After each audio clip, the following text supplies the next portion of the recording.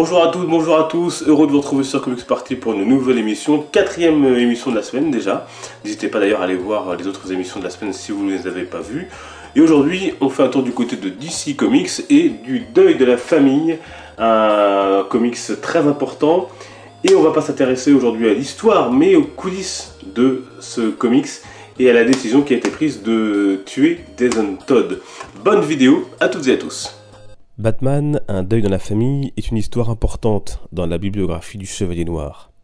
Dans ce tome, le Robin de l'époque, Jason Todd, trouve la mort, et d'une façon bien macabre, puisqu'il se fait battre à coups de pied de biche par le pire ennemi du Chevalier Noir, le Joker, avant qu'une bombe laissée par ce dernier ne l'achève, lui et sa mère biologique, qu'il venait tout juste de retrouver. Peut-on faire plus tragique? Mais derrière la mort de Jason Todd, il y a une histoire dont nous allons parler aujourd'hui. Première question que l'on pourrait se poser, pourquoi tuer Jason Todd? La réponse est simple, ce Robin n'était pas très populaire auprès des lecteurs et semblait même haï par une partie d'entre eux à l'époque. Jason Todd, créé par Jerry Conway et Don Newton, passait après un Robin qui avait marqué de son empreinte l'univers de Batman, à savoir Dick Grayson. L'idée était donc de se débarrasser de ce Robin impopulaire et d'en introduire un nouveau, ce sera chose faite plus tard avec Tim Drake. Pourtant, au départ, les créateurs du personnage lui donnent des origines très proches de celles de Dick, avec notamment des parents acrobates. Et puis plus tard, Max Allan Collins en fit un gosse des rues, tête brûlée et intrépide. Mais il était déjà trop tard, le personnage n'arrive pas à remonter dans le cœur des fans de Batman. En cette fin des années 80 vient alors ce moment crucial où DC et les auteurs décident de laisser le choix au lecteur. C'est lui qui allait choisir si Robin devait vivre ou mourir. Ainsi, le lecteur américain finissait la lecture de son comics préféré sur une explosion dans laquelle était pris Robin, puis page suivante, 2 numéros de téléphone, l'un pour sa mort, l'autre pour sa survie. Au final, notre cher Jason Todd n'était peut-être pas aussi impopulaire qu'on aurait pu l'imaginer. Le résultat fut en effet très serré. 5271 voix pour qu'il vive, contre 5343 pour sa mort. Le sort en fut jeté.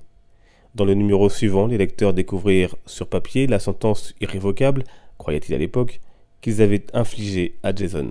Ainsi, certains retiendront la modernité de la chose, ont donné pour la première fois une place de choix au lecteur dans l'édition de son magazine préféré, et quel pouvoir!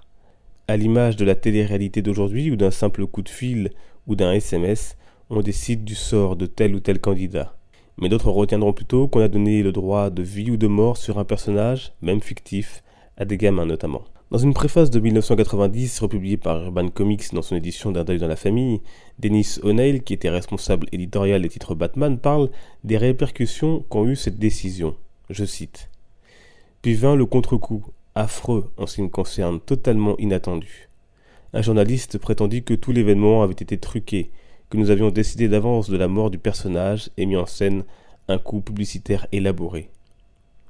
Une grand-mère, en larmes, nous expliqua que ses petits-enfants aimaient Jason et que nous l'avions tué. » Fin de citation. Et en effet, comment ne pas être frappé et touché par cette scène montrant le corps ensanglanté de Jason dans les bras d'un Batman dévasté par la douleur. Cette mort eut bien sûr par la suite des répercussions sur le Chevalier Noir, un Batman qui déjà dans cet épisode semblait plus violent avant la mort de Jason, et une fois le drame passé, il veut en finir avec le Joker, quitte à mettre son code moral de côté. Le Chevalier Noir remet en question ses propres choix. Pourquoi avoir embarqué Jason dans son combat? Pourquoi ne pas avoir réussi à mettre le Joker hors d'état de nuire avant ce jour funeste? Par la suite, il perdra son sang-froid face à Superman après que ce dernier lui a annoncé qu'il ne pourrait rien contre le Joker. En effet, il dispose désormais de l'immunité diplomatique après avoir été nommé ambassadeur aux Nations Unies par l'Iran.